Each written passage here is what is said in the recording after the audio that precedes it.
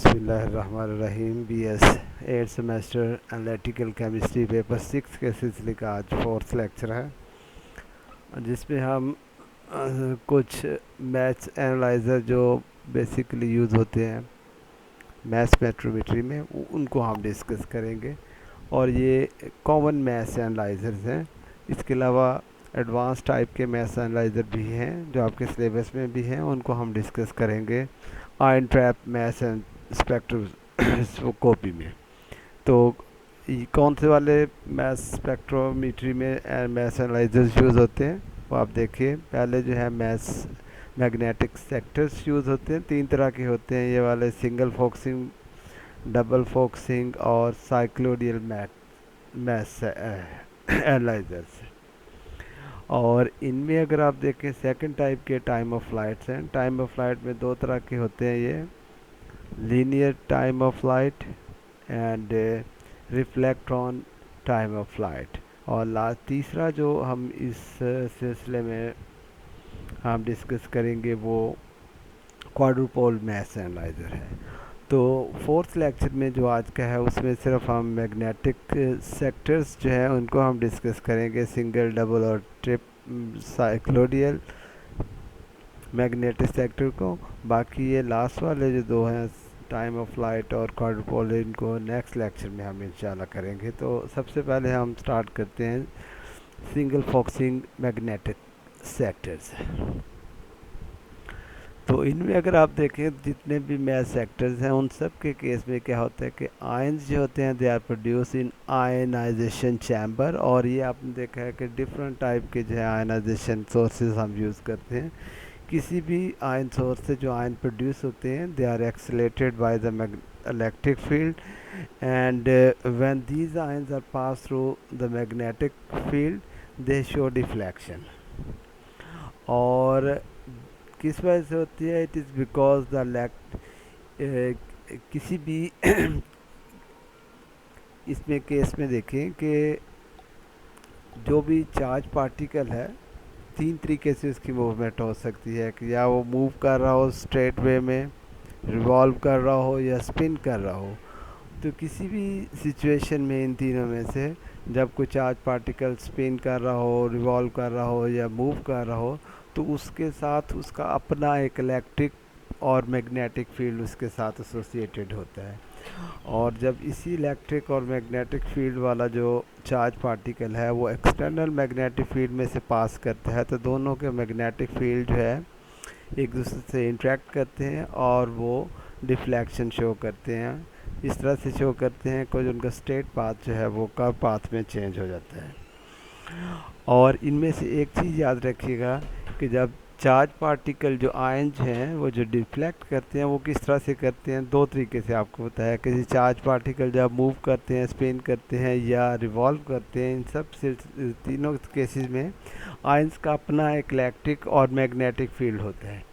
और उस तरह के आयंस को अगर आप इलेक्ट्रिक फील्ड में लेके जाएं तो वो आयंस जो हैं वो ऑपोजिट प्लेट की तरफ ब्लेंड करते हैं। जैसे सपोज कैटायन है तो वो नेगेटिव प्लेट की तरफ, एनायन है तो वो पॉजिटिव प्लेट की तरफ बेंड करती है। लेकिन इनकी बेंडिंग या इनकी डिफ्लेक्शन मैग्नेटिक फील्ड में डिफरेंट होती है कि अगर आप इन कैटायन या एनायन को अगर आप लेके जाएं मैग्नेटिक फील्ड में तो वो डिफ्लेक्ट ज़रूर करते हैं, लेकिन इस तरह से नहीं करते कि वो नॉर्थ पोल या साउथ पोल की तरफ डिफ्लेक्ट करें, बल्कि जो लाइन नॉर्थ और साउथ पोल को ज्वाइन करती है उसके एट राइट एंगल बेंड करते हैं। एट राइट एंगल का मतलब वो उस लाइन के या अपवर्ड या डाउनवर्ड जो है वो बेंड करते हैं। अपवर्ड या डाउनवर्ड होना की तरफ बेंड करना 2 तरीके से डिपेंड करता है। एक तो position of north and south pole किस तरह से है, दूसरा जो आयंस हैं वो पॉजिटिव हैं या नेगेटिव हैं। तो उसकी बेस पे जो है वो नॉर्थ और साउथ को जो लाइन ज्वाइन करती है उसके एट राइट एंगल अपवर्ड या डाउनवर्ड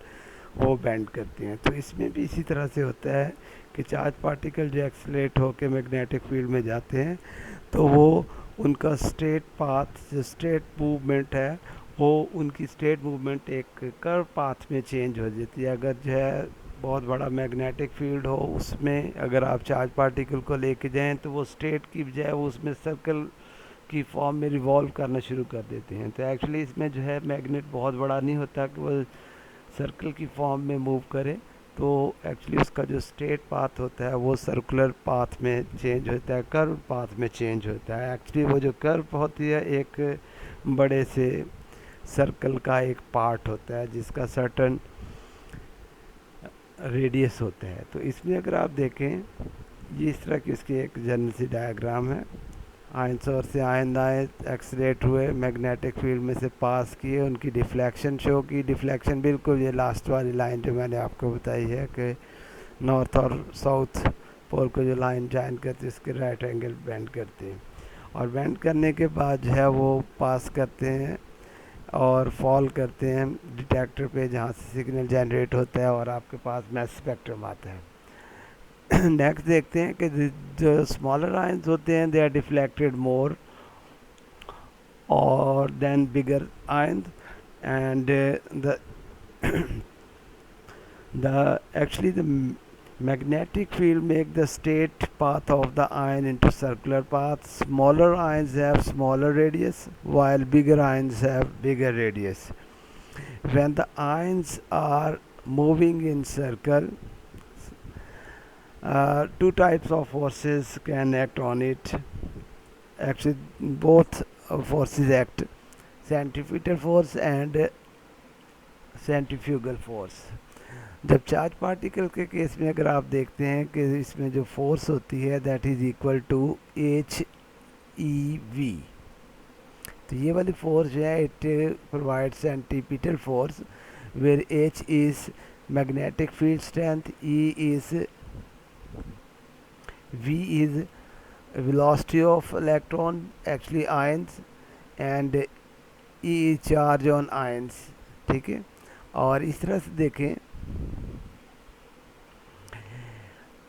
तो इस फोर्स को बैलेंस करने के लिए सेंट्रीफ्यूगल फोर्स होती है, और centrifugal force is because of the motion of the ions. और अगर जो है सर्कुलर पाथ में कोई चीज़ मूव कर रही हो तो उसमें जो सर्कुलर पाथ में जो मोशन है दैट प्रोवाइड सेंट्रीफ्यूगल फोर्स, और वो इक्वल होती है mv² ओवर r के इक्वल। और अगर कोई चार्ज पार्टिकल सर्कल में मूव कर रहा है तो इसका मतलब उसमें सेंट्रीपिटल एंड सेंट्रीफ्यूगल फोर्स दोनों बराबर हैं, जिसकी वजह से वो सर्कल में मूव कर रहा है। अदरवाइज या तो सेंटर की तरफ मूव करेगा या वे फ्रॉम द सर्कल करेगा। सर्कल में जब मूव करेगा तो दोनों बराबर होंगे। तो centrifugal force is because of motion which is equal to mv² और r, and centripetal force is equal to H E V. H is magnetic field strength, E is charge on ion, and V is the velocity of that ion. तो यहाँ से आप जो है V की value को find out कर सकते हैं। V एक्चुअली देखिए इक्वेशन के दोनों साइड पे है, तो एक साइड का V दूसरे साइड के V के स्केयर को कैंसिल कर देगा, और जो यहाँ से बाकी V बचता है उसके अलावा बाकी जो M और R है इसको इक्वेशन की दूसरी साइड पे लेके जाएं तो वो अपसाइड डाउन होने की वजह से R ऊपर और M नीचे आ जाता है इस तरीके से। तो यहाँ से ये आपके पास जो है ना ये V is velocity of the ion जो मूव कर रहा है, और V की वैल्यू हम इस तरह से भी फाइंड आउट कर सकते हैं कि काइनेटिक एनर्जी जो है किसी भी चीज़ की हाफ mv² की इक्वल होती है। इनके केस में जो आयन जो यहाँ से एक्सेलरेट होते हैं और वो जो एक्सेलरेट हम करवाते हैं वो मैग्नेट इलेक्ट्रिक फील्ड की वजह से करवाते हैं। तो ये जो हाफ mv² एक्चुअली जो है ev के इक्वल होता है। ई is charge on the ion and capital V, this one is capital V not small v। Capital V represent the electric field strength. तो यहाँ से आप V की वैल्यू फाइंड आउट कर सकते हैं। एक्चुअली ये V है, तो V के अलावा M को अगर इक्वेशन की दूसरी साइड पे लेके जाएं ये नीचे आ जाएगा, और इस तरह से हाफ है ये बार से नीचे है 2, तो उसको इक्वेशन की दूसरी साइड पे ले गए हैं तो ये ऊपर आ जाता है, और V के स्केयर को कैंसिल करने के लिए ये अंडर रूट आ जाता है। तो यहाँ से आपके पास जो है ना ये V की वैल्यू आती है, और इसमें देखिए कि ये जो V की वैल्यू है इसको अगर आप पुट करें इस ऊपर वाली इक्वेशन में तो आपके पास ये आ जाती है कि इस V की बजाय आपने ये वैल्यू पुट कर दी है इधर, और ये बाकी दूसरी इक्वेशन है। अब इसमें देखिए कि एक साइड पे अंडर रूट है दूसरी साइड पे नहीं है, तो अंडर रूट को कैंसिल करने के लिए आप स्क्वायर ले सकते हैं दोनों साइड का। तो अगर आप दोनों साइड का जो है इक्वेशन के स्केयर लें तो ये इक्वेशन इस तरह से आपके पास आ जाती है कि इस साइड से अंडर रूट इसका ख़त्म हो गया, इसमें जितने भी फिगर हैं सबके साथ जो है वो स्केयर आ गया। तो यहाँ से जो है 2 को इक्वेशन की दूसरी साइड पे लेके जाएं तो वो बार से नीचे आ जाती है। मैथ्स को अगर आप देखें, इधर भी बार से नीचे मैथ्स है, दूसरी साइड पे बार से नीचे ही मैथ्स का स्केयर है, तो ये एक मैथ्स एम जो है दूसरे के स्केयर को कैंसिल कर देगी, ये रह जाएगा, ठीक है। और यहाँ से देखिए इसमें ई बी जो है, ई बी इक्वेशन की दोनों साइड पे और बार से ऊपर है, एक का ई दूसरे के स्केयर को कैंसिल कर देगा, तो फाइनल जो आपके पास एक्सप्रेशन आई है वो ये वाली है। V capital V electric field की जो स्ट्रेंथ है that is equal to H square E R square to M. अब इस इक्वेशन में थोड़ा सा जस्ट हम रीअरेंज करते हैं कि ये ई ओवर एम जो है इसको इक्वेशन के दूसरी साइड पे और एम को इक्वेशन के राइट साइड पे लेके जाते हैं, तो इस तरह से हो जाता है।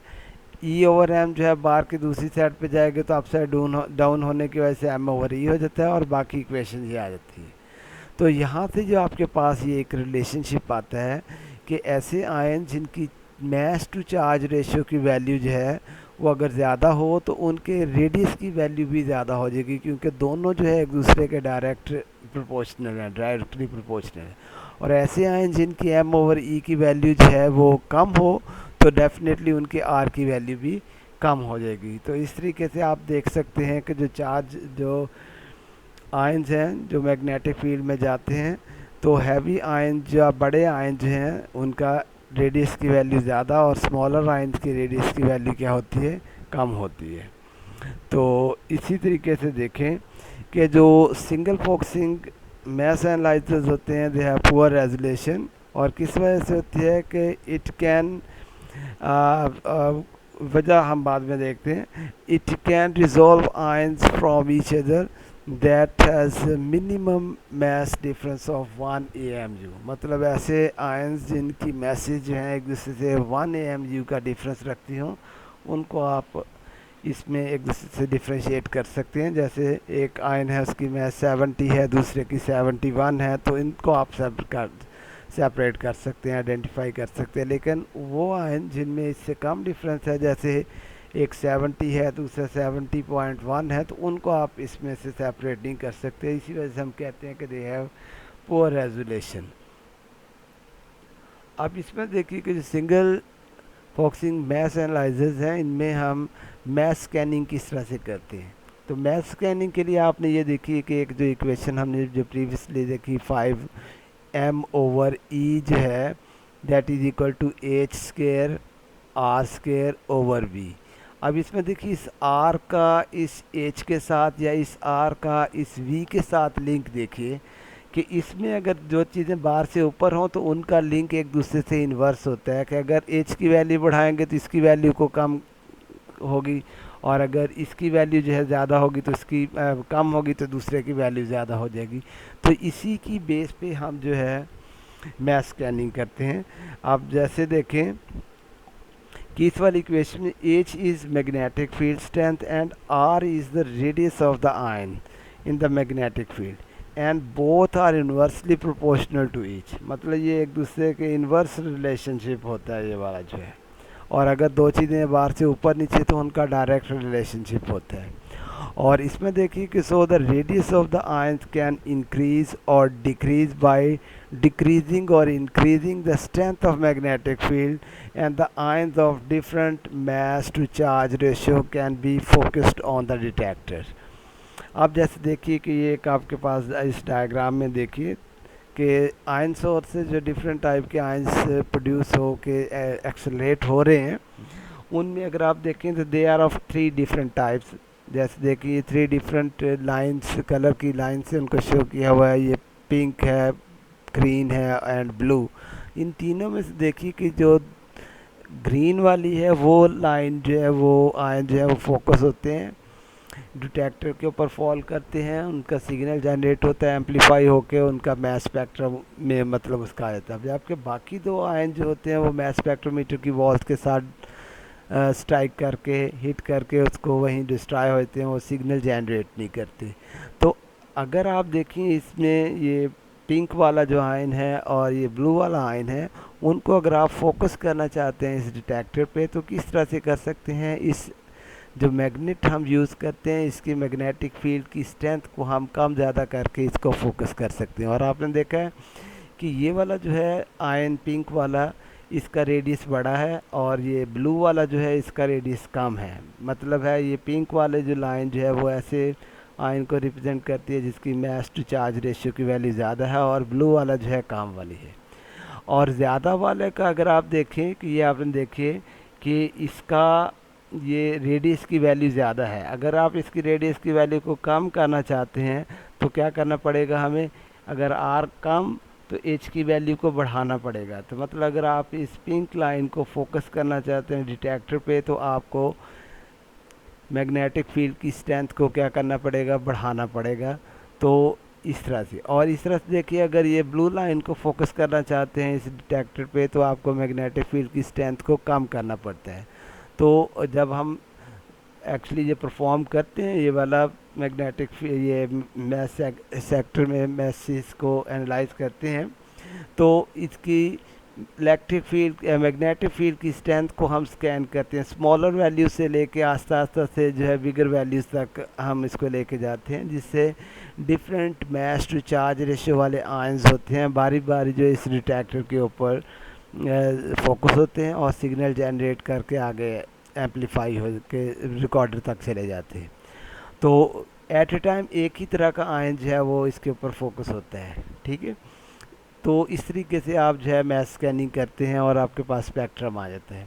दूसरा इससे भी आप कर सकते हैं कि यहाँ से जो आयन प्रोड्यूस हो रहे होते हैं कि उनकी जो है ये स्पीड जो होती है, जो वेलोसिटी होती है, वो एक्चुअली इलेक्ट्रिक फील्ड की स्ट्रेंथ के ऊपर डिपेंड करती है। कि अगर इलेक्ट्रिक फील्ड्स ज़्यादा स्ट्रेंथ वाला प्रोड्यूस करें तो वो ज़्यादा तेज़ी से मूव करेंगे, और कम होगा तो डेफिनेटली कम से करेंगे। तो इलेक्ट्रिक फील्ड की स्ट्रेंथ अगर ज़्यादा हो तो रेडियस बढ़ जाता है, कम हो तो कम हो जाता है। तो यहाँ से अगर आप देखिए इसी आयन को, ये पिंक वाले को अगर आप इधर फोकस करवाना चाहते हैं, तो इस आयन की अगर स्पीड थोड़ी सी कम हो जाए तो वो भी इस ग्रीन लाइन वाला पाथ को अडॉप्ट करके सिग्नल जनरेट कर देगी।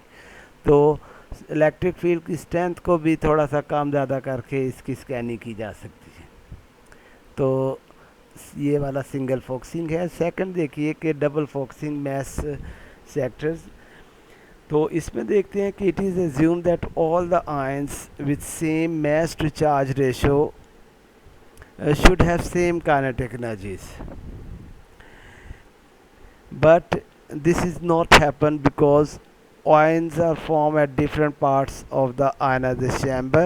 That is, some are produced close and some are produced away from the repeller plate, due to which they experience different accelerating electric field and have different kinetic energies. तो इसमें देखिए कि जो ionization chamber, जो सबसे simple ionization का method है, electron impact वाला आपने देखा था कि इलेक्ट्रॉन बीम में से जो आयन जब गैसियस एटम पास करते हैं तो वो आयन फॉर्म करते हैं। तो जो आयन, कुछ आयन जो है वो रिपेलर प्लेट के करीब, कुछ थोड़ा सा दूर होते हैं। जो करीब वाले हैं वो ज़्यादा इलेक्ट्रिक फील्ड फील करते हैं और जो दूसरे हैं वो काम करते हैं। तो जिसकी वजह से उनकी काइनेटिक एनर्जी में थोड़ा गैप आ जाता है। एक्चुअली बहुत ज़्यादा नहीं होता, थोड़ा होता है, लेकिन उस थोड़े की वजह से जो आपके पास में स्पेक्ट्रम बनता है तो वो बिल्कुल शार्प पीक्स नहीं होती, थोड़ी ब्रॉड पीक्स आ जाती हैं, जिसकी वजह से रेजोल्यूशन कम हो जाती है। तो उस चीज़ को ओवरकम करने के लिए हम ये डबल फोकसिंग यूज़ करते हैं। तो उसी के हवाले से यही है कि this little difference is kinetic energy of ions with same mass to charge ratio make the peak of the mass spectrum broader and cause poor resolution. This problem can be solved by using double focusing mass sector. और इसमें देखिए कि double focusing mass sector uses both electric and magnetic sector. मतलब पहले वाले में आपने देखा था सिंगल फोकसिंग में हम सिर्फ मैग्नेटिक सेक्टर यूज़ करते हैं, इसमें मैग्नेटिक सेक्टर के साथ इलेक्ट्रिक सेक्टर भी हम यूज़ करते हैं। और दो तरीके से आप यूज़ कर सकते हैं कि अगर आप देखें कि अगर चार्ज जो है आयन सोर्स से प्रोड्यूस हुए हैं, प्रोड्यूस होने के बाद पहले अगर इलेक्ट्रिक सेक्टर में पास जाएं, फिर उसके बाद मैग्नेटिक सेक्टर में जाएं और फिर डिटेक्टर पे फॉल करें, मतलब पहले इलेक्ट्रिक सेक्टर फिर मैग्नेटिक हो, तो उस तरह के जो इंस्ट्रूमेंट्स होते हैं उनको हम कहते हैं फॉरवर्ड ज्योमेट्री इंस्ट्रूमेंट्स, या उनको ई बी से भी रिप्रेजेंट करते हैं। ई इलेक्ट्रिक फील्ड के लिए और बी जो है ये मैग्नेटिक फील्ड की स्ट्रेंथ को रिप्रेजेंट करना चाहते हैं। और अगर इसका उल्ट हो जाए, मैग्नेटिक फील्ड में से पहले पास करें, इलेक्ट्रिक फील्ड में बाद में जाएँ, तो उसको रिवर्स ज्योमेट्री इंस्ट्रूमेंट्स भी कहते हैं और उसको बी ई से आप रिप्रेजेंट कर सकते हैं। और इसमें देखिए कि a common scan method used in this scatter is called link scan, in which electric and magnetic field strengths are varied in such a way that the ratio of the field strength is always held constant, that is B over E constant। तो मतलब इस तरह से scanning की जाती है कि जब इलेक्ट्रिक और मैग्नेटिक फील्ड की स्ट्रेंथ जो है दोनों को एट ए टाइम जो है आप कम या ज़्यादा करते हैं, और करते भी इस तरह से हैं कि दोनों की रेशियो सेम रहे। सपोज़ अगर इलेक्ट्रिक फील्ड की स्ट्रेंथ 1 है, मैग्नेटिक की भी 1 है, और अगर आप इंक्रीज़ करें तो उनकी रेशियो 1 है। इस तरह से अगर आप देखें, अगर आप उसकी वैल्यू को बढ़ाते हैं 2:2, 3:3, 4:4, तो उनका आंसर 1 ही रहता है, लेकिन उनकी वैल्यूज़ जो हैं वो बढ़ती जाती हैं। तो उनकी वैल्यूज़ को आप बढ़ाते कम करते इस तरह से हैं कि दोनों की रेशियो फिक्स रहे। तो इस तरह से जो स्कैनिंग करते हैं उसको हम कहते हैं लिंक स्कैन। ठीक है। Accurate mass measurement can be obtained by double focusing sector up to 6 decimal places। ये बड़ी इंपॉर्टेंट पॉइंट है, और इसी से आप देख सकते हैं कि इसकी जो है एक्यूरेसी कितनी ज़्यादा होगी। उसको अगर आप कंपेयर करें सिंगल फोकसिंग से, उसमें अगर आप देखें तो आप सिर्फ उन आयंस को आप सेपरेट कर सकते थे जिनकी मैसेज में जो डिफरेंस है वो 1 AMU का है। और इसमें अगर आप डिफरेंस देखिए 0.00 करके 0.50 के बाद 1 और 0.50 के बाद 2, इतने कम मैसेज डिफरेंस वाले आयन को भी आप एक दूसरे से सेपरेट कर सकते हैं। तो इसकी रेजोल्यूशन को सिंगल फोकसिंग से अगर कंपेयर करें तो वो बहुत ही ज़्यादा होती है, और इसको ज़्यादा अच्छा कंसीडर किया जाता है। दूसरा देखिए कि these double focusing mass analysers are used in different types of ionisation sources, जैसे electrospray ionisation, fast atom bombardment, या इलेक्ट्रॉन इम्पैक्ट आयनाइजेशन मेथड। तो ये वाले अगर मेथड आयनाइजेशन के अगर आप चूज़ करते हैं तो उनके साथ आप डबल फोकसिंग मैस एनालाइजर को लिंक करके जो है मैस स्पेक्ट्रम ले लेते हैं। तो इनके साथ जो है ज़्यादा आसानी के साथ आप कर सकते हैं। ये देखिए, ये एक आपके पास जो है रिवर्स ज्योमेट्री वाला एक डबल फोकसिंग मैस स्पेक्ट्रोमीटर जो है वो शो किया हुआ है कि यहाँ से जो आयंस प्रोड्यूस हो रहे हैं आयनाइजेशन सोर्सेज से, वो प्रोड्यूस होने के बाद एक्सेलरेट हुए, और एक्सेलरेट होने के बाद सबसे पहले जो है मैग्नेटिक सेक्टर में से पास करते हैं, एंड देन जो है मैग्नेटिक के बाद इलेक्ट्रिक सेक्टर में जाते हैं। तो आप देखिए, यहाँ से देखिए कि इसमें जैसे आप देख रहे हैं तो 3 ग्रुप हैं आयंस के, और उनमें देखिए कि एक्चुअली क्या होना चाहिए कि इन सब की जो है वैल्यू एक ही जैसी होनी चाहिए। जैसे अगर आप देखें कि ये वाला जो है नीचे वाला जो आयन है, इसने थोड़ा सा ज़्यादा डिफ्लेक्शन शो की हुई है इस मैग्नेटिक फील्ड में, जबकि इसमें कम वाले का मतलब ये थोड़ा सा इसने जो है इलेक्ट्रिक फील्ड की स्ट्रेंथ को कम ऑब्ज़र्व किया है, इस वाले ने ज़्यादा की है। तो इसमें क्या होता है कि जो एवरेज वैल्यू से ज़्यादा या कम हो जाते हैं जिनकी काइनेटिक एनर्जी, उनको हम आगे पास होने नहीं देते। यहाँ से जो स्लिट होती है एक ख़ास रेशियो वाले आयंस को ही आगे पास होने देती है, जिनकी वैल्यू उस पर्टिकुलर काइनेटिक एनर्जी वैल्यू से कम या ज़्यादा हो, तो वो आगे मूव ही नहीं करते, वो यहीं जो है क्लाइड करके यहीं डिस्ट्रॉय हो जाते हैं, आगे मूव ही नहीं करते। तो इनमें से जस्ट देखिए वो आयन जो है आगे मूव करेंगे जिनकी जो है ख़ास स्पेसिफिक काइनेटिक एनर्जी है, बाकी वाले स्लिट से आगे जाते नहीं हैं। तो जब इस तरह से करते हैं तो आप देखें कि ये जो इलेक्ट्रिक फील्ड सेक्टर है वो उनको फोकस कर देता है, और बिल्कुल एक लाइन में जो है ये मूव करते हुए डिटेक्टर तक जाते हैं। जैसे ये वाला डिटेक्टर ये इस तरह से, ये इस तरह से, ये तो इलेक्ट्रिक फील्ड या मैग्नेटिक फील्ड की स्ट्रेंथ को कम ज़्यादा करके हम जो है इन डिफरेंट टाइप के जो आयंस हैं जिनकी मैसेज डिफरेंट हैं, उनको आप फोकस कर सकते हैं डिटेक्टर पे और आगे उसका मैस स्पेक्ट्रम ले सकते हैं। इसी तरह से इसी को जो है अगर आप इनके पाथ को लाइन से शो करें तो ये डायग्राम कुछ इस तरह से बन जाती है कि ये डिफरेंट टाइप के जो आयंस हैं, एक ही जैसे m/e जिनकी काइनेटिक एनर्जी की वैल्यू सेम होनी चाहिए लेकिन होती नहीं है। क्यों? कि कुछ रिपेल प्लेट के करीब बनते हैं, कुछ दूर बनते हैं, जिसकी वजह से उनकी काइनेटिक एनर्जी में स्मॉल डिफरेंस आ जाता है।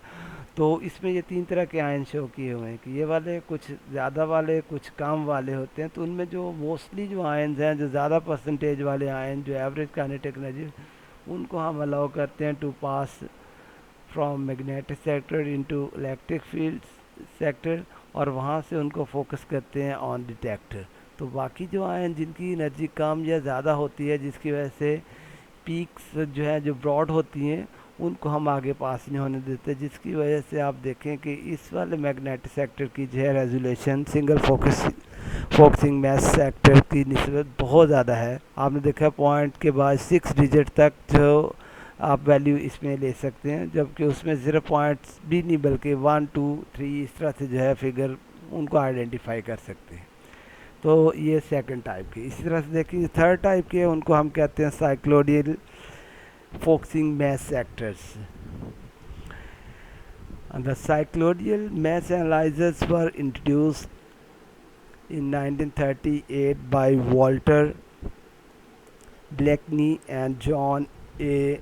Hepler. ये साइंटिस्ट हैं, 1938 में इनको जो सबसे पहले जो है यूज़ किया था। और in these analyser the analyzer imply uniform perpendicular electric and magnetic field. In uniform magnetic field, charged particle adopt circular trajectory, while in uniform electric field, charged particles exhibit linear motion. Uh, in perpendicularly oriented uniform electric and magnetic field, a charged particle exhibits circular motion, that is cycloidal trajectories. This arrangement has greater focusing of ions and better resolution. तो इसमें भी देखिए concept वही है जैसे जो previous वाला आपने देखा था कि उसमें भी हम मैग्नेटिक और इलेक्ट्रिक फील्ड सेक्टर दोनों को इकट्ठे यूज़ करते हैं, इसमें भी यूज़ करते हैं। लेकिन इसमें क्या होता है कि इसमें जो आयन्स होते हैं जो मूव करते हुए इलेक्ट्रिक फील्ड या मैग्नेटिक फील्ड में जाते हैं, बल्कि मैग्नेटिक और electric field at A time हम जो है इनको अप्लाई करते हैं। और इलेक्ट्रिक फील्ड और मैग्नेटिक फील्ड दोनों जो है एक दूसरे के एट राइट एंगल होते हैं, और उनमें जब आयन्स आते हैं तो उनकी जो स्ट्रेट पाथ है उसकी बजाय उनका पाथ सर्कुलर पाथ हो जाता है। और सर्कुलर पाथ जब होता है तो मैग्नेटिक फील्ड उसको उन पार्टिकल को कर्व पाथ में रखता है, और जो इलेक्ट्रिक फील्ड का जो कंपोनेंट है उनको स्ट्रेट रखता है, मतलब फोकस सही तरह करता है, जिसकी वजह से इनकी जो है अगर आप देखें रेजोल्यूशन काफ़ी अच्छी होती है। लेकिन ये वाला जो सेक्टर है इतना ज़्यादा मतलब यूज़ नहीं किया जाता, किस वजह से कि these relatively few application because of the following reason. मतलब इन दो रीजन्स की वजह से आप देखेंगे कि they are used relatively less as compared to other one. First one is, as the ion source must be placed inside the magnetic field, the ion sources must be small to keep the overall size of the instrument relatively small. A typical thermionic filament electron ionization source can not be made small because of the considerable heat generated by the thermionic filament. तो first reason आपने देखी है कि जो इस तरह के instruments हैं उनमें जो आयनाइजेशन सोर्स है उसको आप is place in magnetic field के अंदर वो जो है आयनाइजेशन सोर्स होता है, और मैग्नेटिक फील्ड में होने की वजह से और जो इंस्ट्रूमेंट के साइज़ को स्मॉल करने के लिए जो है हम उसको जो अगर आप साइज़ उसका स्मॉल करें आयनाइजेशन चैम्बर का, तो वो वाला इस तरह से मतलब प्रॉब्लम करता है कि जैसे अगर आप देखें इलेक्ट्रॉन इम्पैक्ट आयनाइजेशन वाले केस में, तो अगर स्मॉल साइज़ होता है तो उसमें जब हम उसको स्टार्ट करते हैं आयनाइजेशन के प्रोसेस से, तो उसमें बहुत ज़्यादा एनर्जी रिलीज़ होती है, और उस एनर्जी रिलीज होने की वजह से जो है वो थर्मल फ्लक्चुएशन आ जाती हैं, जिसकी वजह से वो उसकी रीडिंग जो है वो अच्छी नहीं रहती।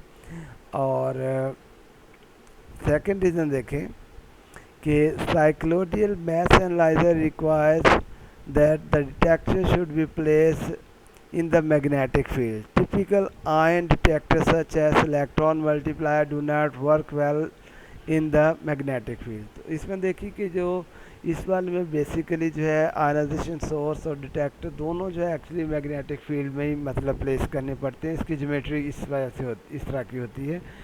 तो अगर जैसे देखिए इलेक्ट्रॉन मल्टीप्लायर जो है कि हमने 6 लेक्चर में हम इंशाल्लाह ये डिस्कस करेंगे।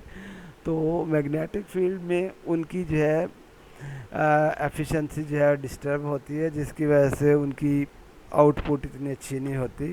तो ये दो रीजंस की वजह से कि एक जो है स्मॉल साइज़ करने की वजह से आयनाइजेशन सोर्सेज में जो है हीटअप हो जाते हैं, और हीटअप होने की वजह से जो है उनकी एफिशिएंसी कम हो जाती है। दूसरा जो है जो डिटेक्टर्स हैं they are place in magnetic field, और मैग्नेटिक फील्ड की वजह से जो है उनमें डिटेक्ट करने की एबिलिटी जो है डिफरेंट हो जाती है, जिसकी वजह से आप इनको अवॉइड करते हैं ये साइक्लोडियल टाइप के मैस एनालाइजर्स को।